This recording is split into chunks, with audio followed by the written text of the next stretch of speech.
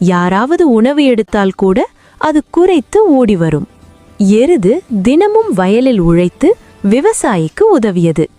உழைப்பே வாழ்க்கையின் அடித்தளம் என்று அது நம்பியது.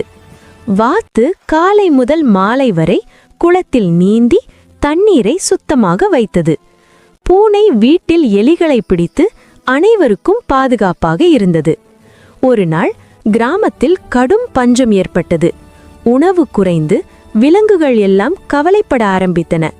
விவசாயி இனி உணவை மிச்சப்படுத்த வேண்டும் என்று சொல்லி ஒவ்வொருவருக்கும் சிறிதளவு உணவு மட்டுமே கொடுத்தார்.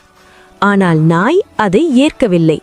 எனக்கு அதிகம் வேண்டும் என்று சொல்லி எருதுக்கும் வாத்துக்கும் கிடைத்த உணவை திருடி சாப்பிட்டது. சில நாட்களில் நாய் அதிகமாக சாப்பிட்டு சோர்ந்து போனது.